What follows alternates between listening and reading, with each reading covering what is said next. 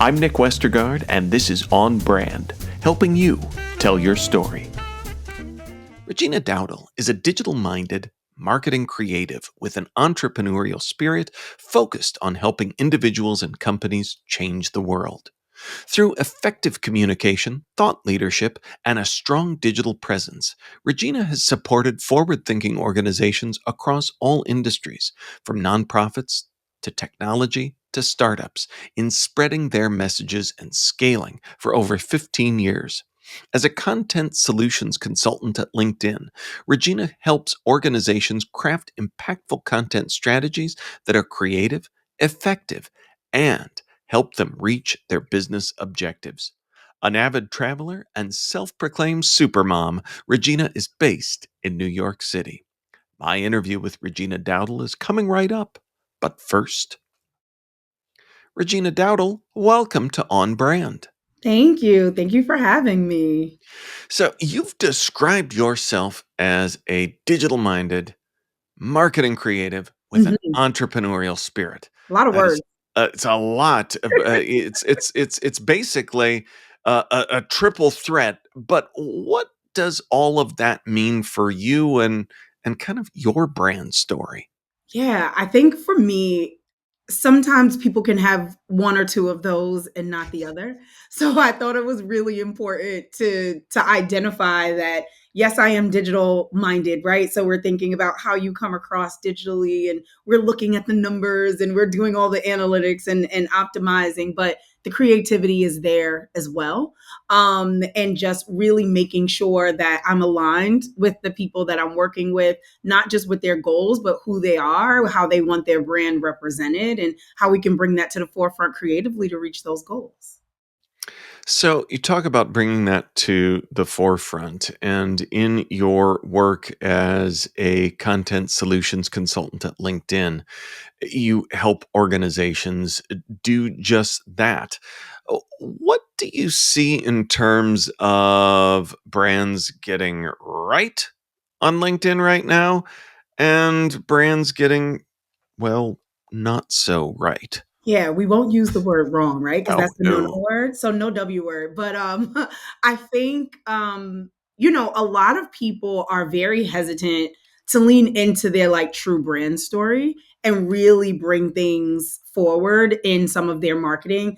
LinkedIn is viewed as buttoned up, very suit and tie because most brands are using it for B2B approaches, but it really is one of those platforms where we do want the authenticity to shine. That is what people are looking for, specifically since COVID. People want to know more about the brand itself. How do they treat their employees? What are their philanthropic efforts? They're more willing to pay a premium if there's some degree of connection, and that can be aligned values or they like your CEO. So, really making sure that the brands are bringing all of that authenticity and humanization of the brand forward, those are the ones that are doing it well. So thought leadership is a bit of a buzzword, and you're dealing with the real thing every day. What makes someone, either an individual, a brand, a true thought leader on LinkedIn? So it varies, right? If you're talking about the brand, it's a brand that is really showing that they have their finger on the pulse of the industry. So it could be economic shifts and they're helping their followers figure out how to navigate it. It could be, regulation changes. They're telling you how that impacts your work with them. So it really is teaching. We know that about 56% of LinkedIn members are coming to the platform to learn. It's why they're coming. So they want to, and even if they are members of this industry, even high ranking members of this industry with tons of experience, they want to learn from brands and individuals. So the more you can teach people and actually show the benefit of how you can help them navigate all that's happening, that is something that really makes a brand stand out as far as thought leadership. I think on the individual front, it's that authenticity piece combined with the teaching. And so there are these core archetypes that we see do very well on the LinkedIn platform when it comes to thought leadership. And one is probably the one you see the most. It is like the mentor. It's the person that's speaking about their work experience and helping with personal growth and career growth and things of that nature. And then you have the guide. This is someone who is kind of showing you how to use a particular brand, product, or service or solution, really doing like how to's and questions and things of that nature.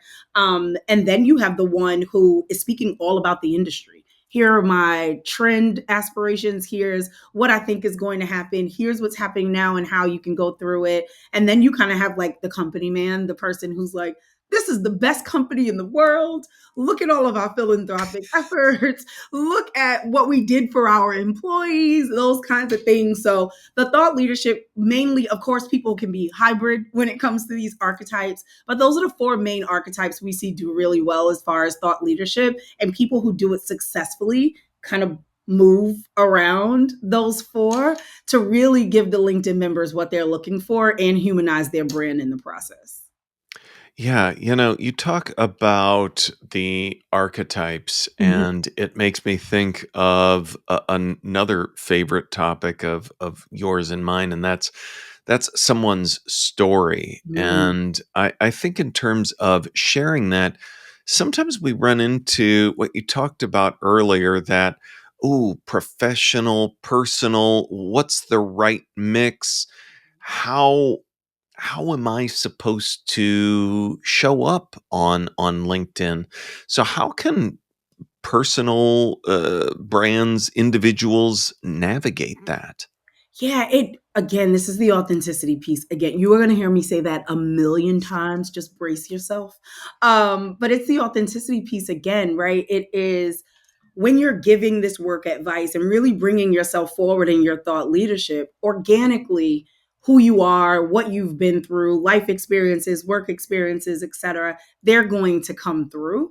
And so, not to treat LinkedIn like some of the more strictly social platforms where you're not went to a birthday party on Saturday. That's not necessarily strengthening your thought leadership presence and persona on the platform. But there's this woman who used to work at LinkedIn and she does a fantastic job of balancing the two. She will speak about something she did with her kids and connect it to her work. Like the same approach that I take with my children is the same approach that I take with my work. It kind of shows you the type of leader she is. You get an idea of what it is like to work with her, work for her, how her mind works. She's humanizing herself and the brand that she works with. So I think it is allowing that organic mesh of personal and professional to come through. I know last year was my daughter's final year of high school before she headed into college, and I was traveling so much in the month of June. And anyone from New York knows a high school senior's month of June in is full of events and activities and prom and all of this kind of stuff. And so we were doing prom dress fittings via FaceTime while I was in an airport going to Toronto, things of that nature. And so on her prom day, when we got the photos back, I did do this really long post about how I was able to be there for her during this wild month, while professionally, I was also having a wild month, and the post went crazy. So, like, that's one of the ways too to kind of bring your real life into what you're going through and kind of thread the needle around how work and professional can work together. Well, I think that's a great example too, because sometimes hear uh, the cat poster advice of bring your whole self to work. Yeah. But we don't always give great examples of what that looks like. And as work itself looks differently these days, bringing XYZ to work may not be bringing something into a physical office. Right. So, what does that look like where we are today? And maybe that's again, the airport Dress FaceTime fitting. prom fitting. It was a wild time, and I totally agree, because also bringing your whole self to work looks differently for everybody. Yeah. It could be there because some people are, I am compartmentalizing, that is that, this is this, and that's okay. But I do think naturally the way that you approach things outside of work are going to come into the way you approach your regular work, even if it's, I am very efficient because when we are done here, I'm going home and that's my thing. Or if it's, I am a mom of five and my multitasking skills are on 100. So give me all of the projects because I can balance them. Naturally, it's going to come through. And so I think it's up to people to figure out what does bringing your whole self even look like. But I do think once you are able to strike that balance, it makes things a lot easier across the board. Well, and I think, talking about what things look like, I think the other changing piece of the landscape beyond what work looks like is what the social landscape looks like. Because I'll tread into dangerous waters of focus group of one, Yeah. but I know that I and others are sometimes aren't maybe as thrilled with the rest of social media Mhm. as we once were. So I know personally, over the past couple of years, I've been enjoying spending more time on LinkedIn, whereas I used to maybe fall into that category of folks that's like, oh, I don't use it as much or the Mhm. same way. But, even the role that something like LinkedIn plays in Mhm. our life, in our work, I feel like is changing too. Is that something that you're observing on the LinkedIn side of the table? 100%. It really started when we started topping the charts when it came to trust across social media platforms. Nobody wants to doom scroll on a platform where you have to figure out if what you're reading is even true or not. Or if you share your opinion, you know that you're going to get attacked. And so now you have to block yourself. And so, because none of that happens on LinkedIn, not to say that we are perfect, but because that is not the experience that you are likely going to have on our platform, there has been more of a shift to come over, coupled with what we were saying earlier, this kind of blend of professional and personal. It does make it a more enjoyable experience and people get more from it. I know a teammate of mine just ran the London Marathon, and he was kind of keeping people up to date on how he was preparing for the marathon while also coming to New York for a week of meetings and, balancing the workload and managing a team and all of that kind of stuff. But then people were like, well, give me your training lineup. Like, tell me what you did because now I want to run a marathon. So it is this blend of business and social network that I think people are appreciating as well. Like you said, I'm sure, there are things folks could poke at, but I guess until you said it, I mean, I'm sure there's people that do maybe doom scroll on LinkedIn, but as so many of us are aware of the bad headspace that puts us in by the name Mhm. of doom scrolling alone, but I don't know that that is what I would call spending time on LinkedIn, and I think that space that we're classifying it in is pretty valuable as you noted. Yeah, 100%. So we have an internal research institute. It's called B2BI, and it's the Business to Business Institute. And they did a study to find out, why people are coming. That's why I knew that statistic about people coming to learn.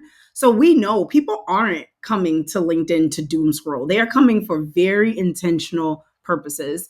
They're coming to learn. They're coming to look for work. They're coming to share information. They're building a network and building a community. And so you're absolutely correct, it's not the doom scroll platform. It is a platform with very strong intentionality. People want to get something out of it, and we've also done studies where people have said they felt better after being on LinkedIn for a while and actually getting what they came to the platform for. So I think those are key differentiators between that platform and other social platforms where you may not feel as jolly once you stop scrolling. That was a very jolly way of Yeah. saying that. So when we talk about personal brand building, what's something that, whether it is something right or again, not the W word, but You were. a mistake when you see people making in telling their own brand story on LinkedIn? Yeah. So I'm saying the A word again, the authenticity. I promise people can sniff out BS. They can.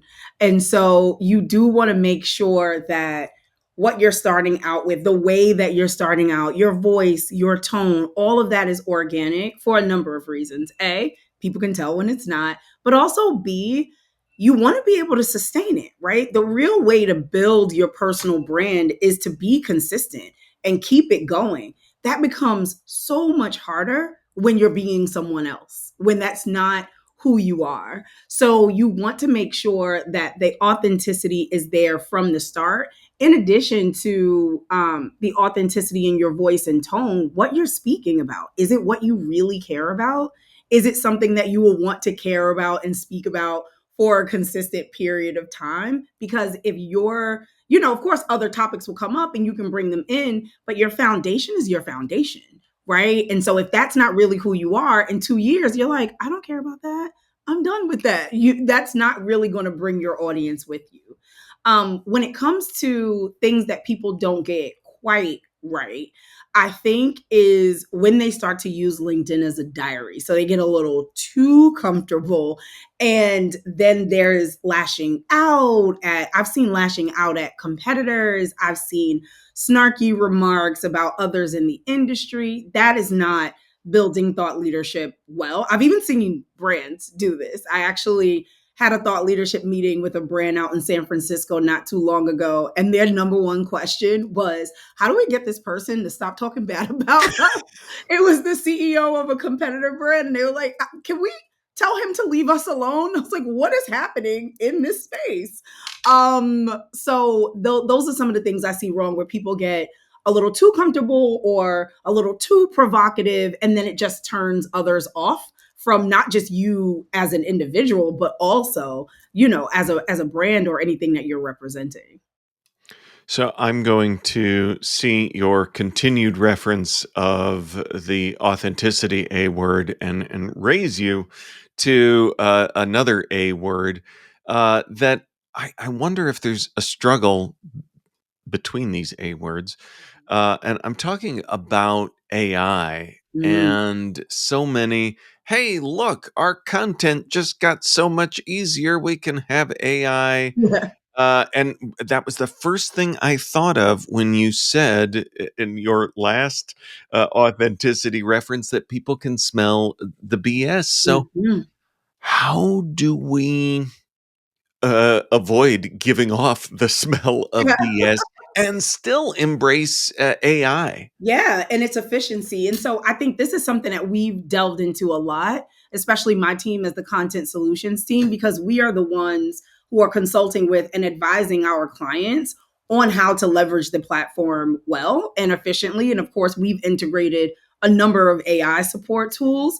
And so striking that balance is really important. A couple of ways that that can be done: start off with yours, even if it's just a blurb at the top of your head. I know if any of you go on to your LinkedIn profile right now, if you go to do a post at the bottom, it'll say rewrite with AI, or Mhm. or recreate with AI. I don't know the exact wording, but start with yours, because that has your organic voice and tone. And then you can use AI to kind of maybe take out the ums or make sentences more concise or things of that nature. And then it's totally up to you whether you take those recommendations or not. So it could either be you starting with yours and then using AI to clean it up a little bit, or vice versa. A lot of the work that we do, we use AI kind of as a starting point, like a foundational part, and then you bring you into it. And so my colleagues laugh and say that if I start it one way, then I reg it up, right? And I make it more Regina-fied. But that's how you can make sure that the efficiency of AI and how it can support you can blend with your authentic voice and tone. And so just making sure that whether you use AI or not, it's still shows you and brings you forward. I think there's something, and it's I can't kind of get past the joke of like our oldest tool being storytelling Yeah. and our newest tool being AI. And like I said, I get the joke out of it, but I wonder about how these two things work together, because I think the danger Mm. is, if you don't take the extra step of regifying it, um and or starting with you, and Mhm. if you're just kind of saying, I had Regina on the podcast write me a LinkedIn post, Right. instead of what you're saying, the start with you. And even if it's not pretty, Yeah. the quick story of, I just talked to Regina. We talked about the changing landscape of LinkedIn. Authenticity came up a A lot. lot. Um, and putting as much of that in there. And it's also where I get like a little Pollyanna-ish about AI, because I think what we do with that first and oldest tool of storytelling is kind of something it can't replace. I don't know if I talked myself into a circle here. You have not. And if you have, we are in this circle together. Again, my team members will tell you I was the last one to adopt all of the, because they're like, this will help us do this and do that easier. And I was like, I have moral objections. I have creative objections. I have so much against this thing. And a lot of it really does stem from exactly what you said. We will lose the art of what we have naturally, what we have been doing for so long, which is storytelling, which is creating, which, there was a study, I don't know if you saw it, it came out recently, either yesterday or the day before, about how consistent usage of AI is essentially causing brain rot. Um, I'm gonna send it to you after, Yeah. but there is something that we want to keep sacred and we want to hold on to, that it feels like the misusage of AI will completely eradicate. Like it will just push it out the window. And so that's why I am here to preach the gospel of bring you first, or even at the end, or sandwich it. Start with you, leverage the AI, and then bring more of you in, because you don't want to lose that innate ability to tell a story your way, and to tell a story in your voice. And I do think that there is a possibility that can fall by the wayside with more and more introduction of AI into our everyday lives. I wonder, I'm excited to see that data, because I do catch myself like, when I'm trying to do the you first, Mhm. with the prompt, and I get sloppy with my writing. Because And it's going to clean it up for I you. know, I know. And then but then I'm scared, and the study has me more so, is because Yeah. if I don't take a moment and get that darn word right, even if it's an extra half second or Right. whatever small efficiency, I just wonder what that's doing to us. Long And term. Yeah. yeah, Yeah. That's yeah, why the study was fascinating, because, it seems like we're on the same playing fields, like as far as how we look at AI and things of that nature. So this was something that had come up to me before. It was like, if we continue to give AI 15% of our brain power, right? And we're like, okay, now you make it 100 for me. Are we going to become accustomed to only giving 15% of our brain power?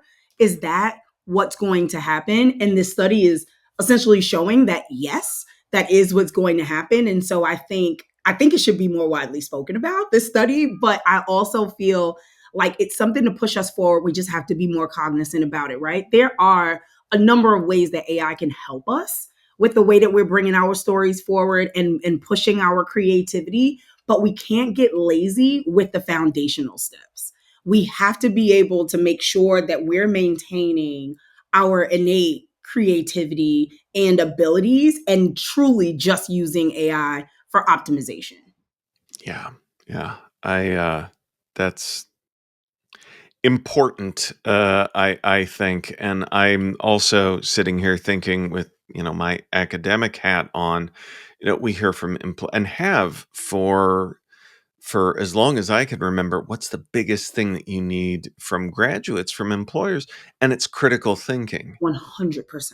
It's not, "Oh, we need to make sure their accounting skills are better and that, they know this, and this in Excel." It's critical thinking. 100%. And that's sometimes a challenge to teach, and I wonder in this I know. increasingly AI-driven landscape, if we're having brain rot on top of that's going to impact, that as well. I do not envy you academics and professors. I do not, because I don't, again, there was another video that came up a couple of days ago at some point this week where a young man was at his graduation, and at the graduation he had a laptop showing how AI helped him pass all of his classes. And I was enraged, and I said, "Take his degree, like take it from him, make him redo." I don't know what you can do in that situation, but it's infuriating more because they don't realize the deficit they're putting themselves into by doing that. So, like, yeah, your parents wanted A's and AI helped you get A's, but what exactly is going to happen once you get out there and can't remove yourself from flat thinking? That is what I call it when I'm speaking to my daughter. When it's like, this is a situation, and she's saying, okay, that's the situation. That's flat thinking to me. I said, no, no, no. What about this? What Mhm. about this? Mhm. Let's take it a little further. Let's make it blossom, whatever, but no flat thinking in this home. Yeah. So, flat thinking is not going to get them very far. And I fear that blowback when they get into the real world is Mhm. going to be incredibly detrimental. Woof. I know. Sad state of affairs. Yeah, no, well, and then I think, big picture too about young people and being feeling disconnected at a time when we have these tools that theoretically are meant to connect us, Yeah. and trying to more proactively lean into connection as well, Mhm. and I hope we can do that, and that's why of those 2 tools that we've talked about, I spend, try to spend a little more time on the story side Yeah, of it. as you should. I like that side. And you know what I think it is too with that connection, especially because they're on the phones, right? They are, my God, you can't get them out their hands. And so what I've been leaning into are the experiences. Let's have more experiences, because when it comes time to tell those stories, man, do you have some stories to tell? And so I would say my daughter came home from her first year of college at the top of May. We have gone out and done things, Broadway shows. We've traveled for a basketball game. We've gone to several concerts. Every week we are doing something, or we're just going to brunch to People Watch in Lower Manhattan. We're going to do things, because when it comes time for someone like you to say, all right, tell me your story or tell me a story, she has actual experiences to pull from, not regurgitated things from a technological device. She has it in her. So I do that to make sure that natural storytelling ability that we have doesn't die. I love that, and, almost on cue for a segue here, you've made me smile throughout this conversation. Yay! You could tell a story about a brand that has made you smile recently. So I will tell a story about Pinkest Luv. So, Pinkest Luv is the brand of a very good friend of mine, and it was born out of her being in the music industry for a couple of decades and seeing the need for women to have support, and to create this community where women can learn from one another, grow with one another, all of that beautiful stuff. And so she had been doing small things for a while. She came out with merch. She would do speaking engagements, et cetera. Last year, she did a huge summit down at Samsung in the Meatpacking District in Manhattan. And now she is launching an interview series. And this interview series is about exactly that. Women from different areas and different industries teaching, providing advice, and things of that nature.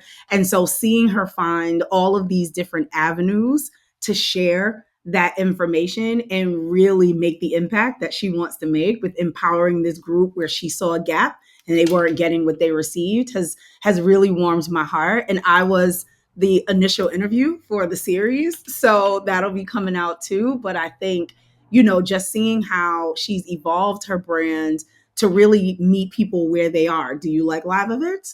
Do you like virtual events?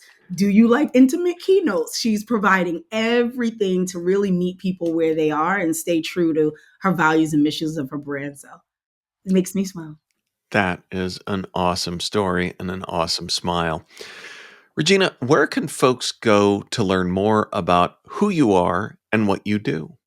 Well, of course, they can find me on LinkedIn. So, yes, Regina Dowdell on LinkedIn. You will see me promoting video on the platform. You will see me laughing at good ads that I come across, and learning more about the balancing of work and personal. I said authenticity a bunch. I also live by it. If you read any of my posts, it will sound exactly the way I'm speaking to you now. So it's kind of an extension of this conversation. So find me on LinkedIn. Awesome. Well, we will link up to all of that in our show notes, which folks can find at onbrandpodcast.com. Regina, thanks for being on brand with us. Thank you so much for having me. On Brand is part of the Marketing Podcast Network. If you like what you're hearing, if we've made you smile, you can always listen free on Spotify, Apple Podcasts, or whatever your favorite platform may be. And please take a moment and rate and review the podcast to help others find the show. Until next week, I'm Nick Westergaard, and I'll see you on the internet.